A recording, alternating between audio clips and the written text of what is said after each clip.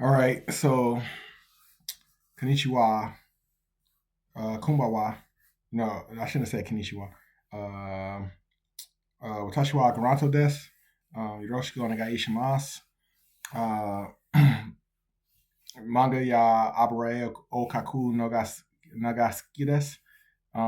SF shosetsu o yondari, undu shitari, hashiru koto mo suki desu.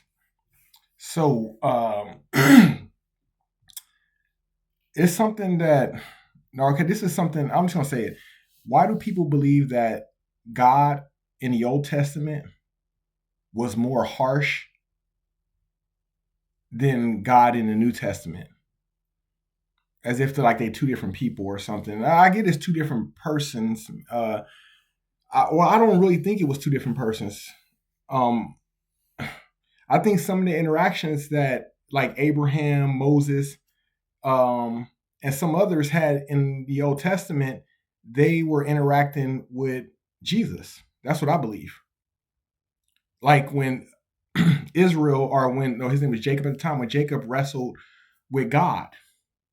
To me, that was like God. Jacob had a pretty rough life.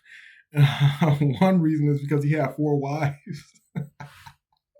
So anyway, so he had a pretty rough life, right? And his uncle Laban was trying to cheat him. His brother wanted to kill him. He was like always looked at as a second because his brother was like a mighty warrior type dude, and I think Jacob kind of aspired to that, but he couldn't do that. He was like an average guy, mama's boy, seemingly.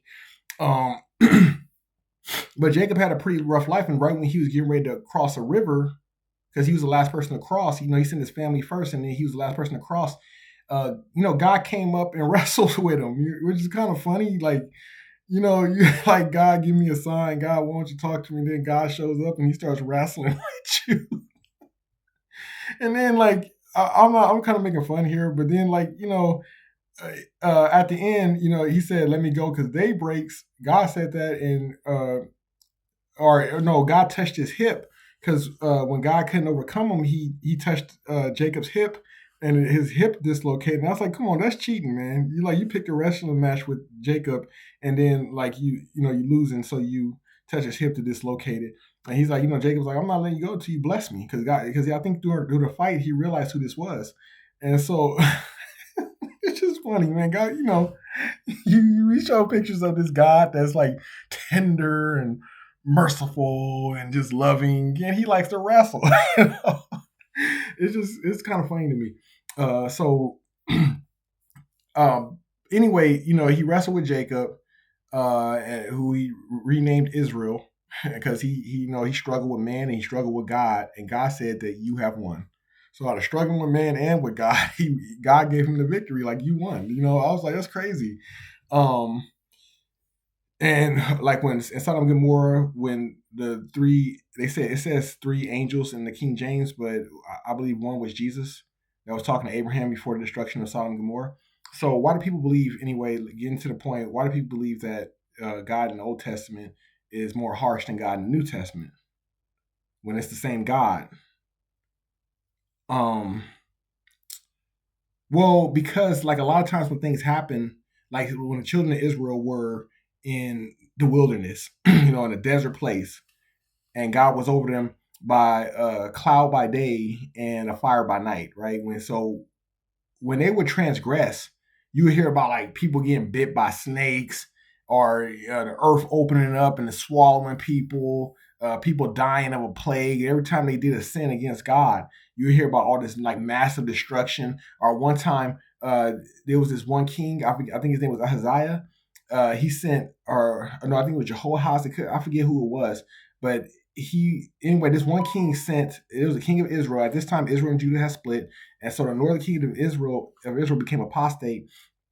And this one king sent people to arrest Elijah. Now God was teleporting Elijah around different places. I mean, this dude was definitely a prophet. But God said, um, out of all the prophets, none has risen greater than John the Baptist, but he who is the least in the kingdom of heaven is greater than John the Baptist, who's greater than all the prophets. But anyway, Elijah, um, this king sent men to arrest him, And he said, if I'm a man of God, may fire come down from heaven and consume all of you. And then fire came down from heaven and killed all those dudes, 50 soldiers. And you like, man, that's God in the Old Testament, dude. That's like very unforgiving, right? And then like another 50 came and fire came down and consumed them. And the last guy was smart. He was like, hey, look, I ain't trying to get smoked like the last 100 guys before me. Please, have mercy on these guys, and just please come with me to talk to the king, right? And then, but you gotta pay attention to what it says after that, because after that it said the angel told him to go with them. And even one time David's transgressed, and he did a census, and he wasn't supposed to count the people of Israel for some reason, because God was going to increase them like the sand of the sea. So he wasn't, but he did it anyway. And it says that I think in the Book of Chronicles it said that God moved David to count them because the people of Israel were transgressing against God. So he moved David to count them. And then when David counted them, it came as there was a punishment issued against him, and he had three options, like either this, that, or the plague, whatever, a plague come upon him immediately. And David was like, I'm in great straits. Let me fall into the hands of God right now, because his tender mercies. And then all of a sudden, people across Israel started dying of a plague, and David said, hey, let this happen to me. Don't put this on these people. What have they done? I'm the one that sinned. And so after that, a voice came from heaven, and God told the angel to put his sword away. So that was an angel. Now, why was it angels? Why were angels used as, like, so to speak, judges and intermediates for God? Because the children of Israel told God that they didn't want him talking to them no more. They told him that in the wilderness. When God came down, and it was like trumpets, and he came down to talk to Moses face to face, right? And it was trumpets, and it was an earthquake, and it kept getting louder and louder. And I believe the reason why God did that is because the children of Israel, they feared the Egyptian gods. Because remember, when God pronounced judgment upon Egypt, he also pronounced judgment upon their gods. So I don't know really what that means, but he pronounced judgment. The children of Israel were seeing something in Egypt that made them respect or revere the gods of Egypt. And so God was showing them that you should fear me, not them, if anything. And so God came down, and he was talking to Moses, and everybody heard him, but he was trying to, sanctify Moses in the sight of Israel to show him that, hey, God talks to this dude. And the people, and when he came down from the mountain, the children of Israel came to him and said, hey, tell God to, talk to you and not to talk to us. They told him that. They said telling Moses to tell God, don't talk to us no more. They said that. Why do people say, if God is real, why don't he show himself? Because people don't want him. They don't want to talk to him. So God remains in a thick darkness because nobody wants to hear what he has to say.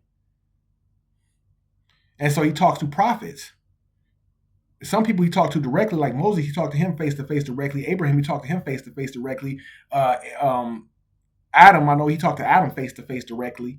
It wasn't none of this vague, misty speaking in parables and all that stuff. Jesus even said the reason why he speaks to other people in parables, and he gave that commission to Elijah. So seeing they see but not perceive, and hearing they hear but not understand. So like they didn't want that. So what God told him, God told the children of Israel, because Moses went back to tell God, and God was like, I heard them. But he was like, he kind of like, it sounded like he longed in his heart. He was like, oh, that my people revere me. Oh, that they praise me. I would soon deliver them from their enemies. I would soon do all this. But, Moses, God speaking through Moses, he said that, I'm going to send my angel before you. Don't provoke him. My name is in him. He won't pardon your transgressions. So whoever this angel was, he wasn't going to spare them based on, like the way God was sparing them. When they were blaspheming God's name in the camp, God didn't punish them for that. That's in the book of Idris. I hope I'm pronouncing it right. But when God was blaspheming when they were blaspheming God's name in the camp, he didn't punish them. But if an angel hears that, you done. So these were angels as intermediates for God in the Old Testament. That's why, like, it seemed like God was more harsh, but he wasn't more harsh. When people were blaspheming his name and he didn't punish them for that, if it was 10 people in Sodom that were righteous, he would have spared it. Out of the millions of people that were there, Sodom, Gomorrah, Admah, Zeboim, and Zoar, I don't know if he would have spared all 5 of the city-states based on 10 people being righteous, or if he'd have spared that one city-state based on 10 people being righteous. But the point is, God he would have spared them based on 10 people. So you got millions of people doing evil, willing to rape people that come into their city, rob foreigners that come in there, beat them up, and if they hit them, they could make them bleed. You got to watch my video on the real reason why God destroyed Sodom and Gomorrah. So God was willing to forgive all that. God is willing to forgive. He's not harsh. But the angels that act for him, he even said that, like, this was in the New Testament, that if anyone hurts one of these little ones, it's better that a milestone be tied around their neck and they be thrown into the ocean. Because there are angels who always behold the face of God. And if God is a little angry or a little displeased or a little sad, these angels act. Jesus said that, if my kingdom is not of this world, because if my kingdom was of this world, my people will fight for me. And they would fight for me, whether angels or people up there. Because, I personally believe that angels don't outrank humans. They don't outrank us. We in the image of God. They don't outrank us. So his people are up there must be very powerful. The people that are in heaven right now, they in the image of God. They ain't some weak worm of a creation, dude. They now the way God meant them to be. So God in the old, to me, it seemed like when Jesus came and he was just blatantly telling people the truth, it seemed like Jesus was a little more harsh with his words, a little more. Why do I say that? Because Jesus said he came to bring a sword. He came to bring a sword. What is that sword for? Division. Now he coming to separate his people. He just letting them know that. He told people the truth. We're not animals. We don't have to have this breeding instinct to try to preserve our life through our children. We're not animals. We're going to live forever. If you believe on Jesus, you're going to live forever. So you shouldn't be afraid of trying to maintain your posterity through the flesh, because you're going to live forever. That's the flesh trying to preserve itself. It's genetics. That's what it wants to do. But if you're going to live forever, you ain't subject to that carnal law no more. He told the truth. The truth will set you free. It'll set you free. You're not subject to the laws of this world. You're not subject to the finances of this world. You're not subject to nothing. That's why I said, in one of my videos, I said that I kind of feel like I live in two worlds, like where I'm in my body on this earth, but my spirit is a part of another world. And it's like there's beef between my flesh and my spirit, to where my spirit does have a reverence for God and wants to follow God and go all out. But my flesh is like, but this and but that. And, it's my vision and my hearing is hearing and seeing things of this world. So it's like hard because, I'm human and I'm trying to understand as well. It's hard to fully grasp, some of the spiritual concepts when I'm living and seeing things different. So I understand the plight of many Christians, but I just want to say that, God in the Old Testament was not harsh, but the angels that acted for him, they were not going to pardon you. They were not going to spare you. So it seems like God was harsh. He wasn't. People told him, I think we all guilty of it. We told him we didn't want him talking to us no more. I don't care how holy of a Christian you are. You probably at some point through your actions told him that you didn't want him talking to you. So God doesn't talk to you the way he talked to Moses, the way face to face. He doesn't talk to you the way he talked to Adam. You can say whatever you want about Adam, but God talked to him face to face. He was a lot better than you. A lot better. I don't care how holy somebody think they are on this planet. Adam was a lot better than you. He spent most of his time in meditation. He wasn't around Eve being a simp like a lot of guys. Oh, I love my wife. He wasn't like these simps nowadays. Adam wasn't a simp. He spent most of the time in meditation. That's a real man right there. So anyway, I just want to say that and keep this. I went 14 minutes now, but I just want to say that, and I want to keep this video short. But God in the Old Testament was not harsh. He was actually very forgiving. Jesus now requires you to turn from your idols and stuff. He requires you, he lays out the truth, but the requirements now. But God, he overlooked a lot of injustice, a lot of evil in the Old Testament.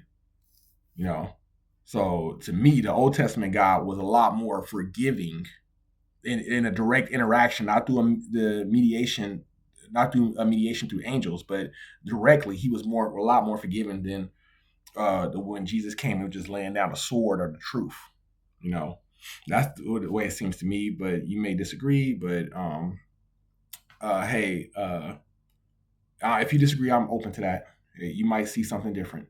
So I guess hey, please like, comment, and subscribe to my videos, and I'll be putting out more videos and give you my perspective as I didn't experience, or as I have read, or as I have studied. I'll give you my perspective. So